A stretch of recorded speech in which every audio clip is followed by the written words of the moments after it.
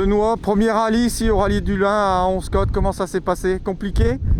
Alors le rallye était un peu compliqué pour nous, il fallait le temps de prendre nos marques. Les routes étaient un petit peu sales aussi, donc on avait aussi un petit œil dans le rétro parce que derrière il y avait du gros quand même, hein. Il y avait Monsieur Galland notamment.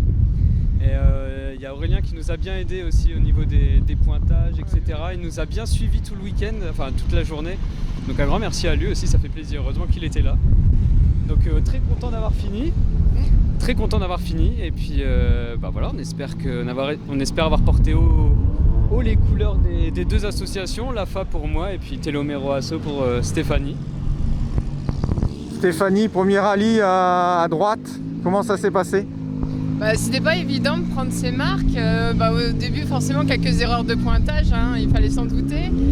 Quelques erreurs avec le roadbook. Heureusement, on a eu un petit coup de main de la part de l'équipe Galland, justement. Donc, mais après, ça a été beaucoup mieux. Déjà, la deuxième ES, c'était mieux. Et troisième et quatrième, on a bien géré. Donc, plutôt content de la journée. Et personne à remercier? Ah oui, il y a beaucoup de monde à remercier. On a déjà l'équipe du rallye du Pays du Lin qui nous a offert l'opportunité de présenter les associations.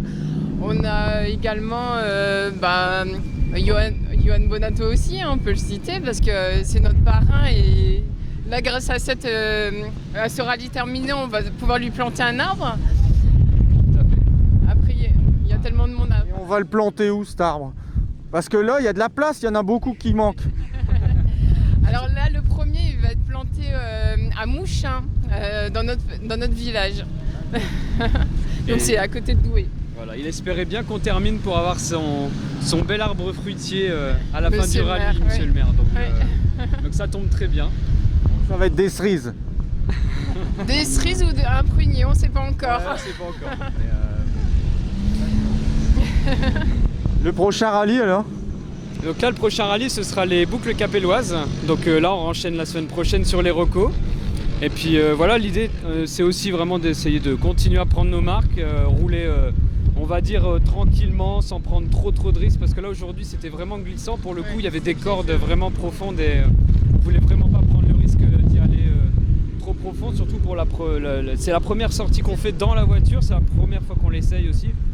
Donc c'était une journée pleine de découvertes, on a été très doucement, donc désolé aux spectateurs qui s'attendaient à du spectacle de la glisse et tout avec nous, mais déjà nous on est très contents d'être au bout et puis c'est avant tout le principal pour pouvoir vraiment continuer d'apprendre et continuer à faire des progrès tranquillement, faire notre petit bonhomme de chemin. Merci à vous, puis rendez-vous aux boucles capelloises dans peu de temps, donc le fer est bien chaud, donc il faut le battre et puis on sera là au mois de mars. Exactement, on vous attend.